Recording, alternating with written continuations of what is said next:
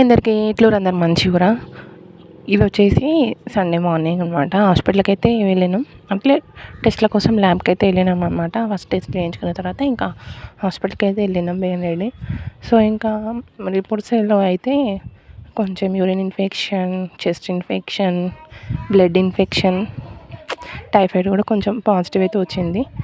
అంటే ఇప్పుడే starting stage అనమాట. ఇంకా ఎట్లయినా తప్పదు, ఇంజెక్షన్స్ అయితే పెట్టాలి అన్నాడు. ఫస్ట్ అయితే అడ్మిట్ చేయాల్సిందే అన్నాడు, కానీ ఇంకా లేదు సార్, ఇప్పుడు పిల్లలు ఉన్నారు కదా, కుదరదు. ఇప్పుడు ఇంకో బాబుకి కూడా అట్లనే ఉంది అనేసరికి ఇంకా ఇంటికైతే ఇంజెక్షన్స్ అయితే రాసిండు అనమాట. ఏంటో అసలు అర్థం అవ్వట్లేదు, ఒకరికి కాకపోతే ఒకరికి రిపీటెడ్గా ఇట్లా వస్తుంది. ఈమెకి చిన్న పాపకు వచ్చి 2 months కూడా అవ్వట్లేదు, మళ్ళీ బ్లడ్ ఇన్ఫెక్షన్ వచ్చింది. ఏం చేయాలో కూడా అర్థం అవ్వట్లేదు, మైండ్ ఇట్టే వెళ్ళిపోతుంది. అసలు అన్ని పిచ్చి పిచ్చి థాట్స్ వస్తున్నాయి.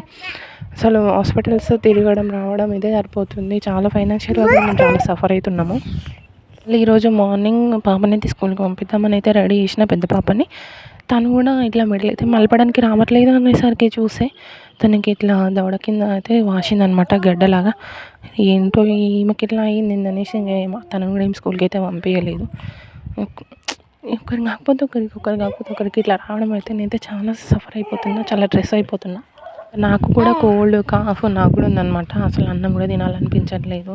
అసలు అన్నం తినాలంటే ఎట్లనో అనిపిస్తుంది. ఇంకా పాపకైనా తినిపిద్దామంటే తను కూడా రావట్లేదు. వాళ్ళిద్దరు ఏం పడుకున్నారు, వద్దని ఏడుస్తుంది, గోల గోల వేస్తుంది. ఇట్లా బుజ్జగించి అన్నం తినిపించాలో అర్థం అవ్వట్లేదు. అసలు ఎందుకు ఇట్లా చేస్తుర్రు పిల్లలు కూడా అర్థం కావట్లేదు అనమాట. ఇంకా కొంచెం హెల్త్ మంచిగా ఉండేసరికి ఇంకా ఆడతారనమాట. కొంచెం జ్వరం వచ్చేసరికి ఇంకా డీలా అయిపోతారు. పిల్లలతోనే చాలా కష్టం అండి నిజంగా. ముగ్గురు అయ్యేసరికి నేను ఇంకా చాలా సఫర్ అవుతున్నాను. వీడియో నచ్చితే ఒక చిన్న లైక్.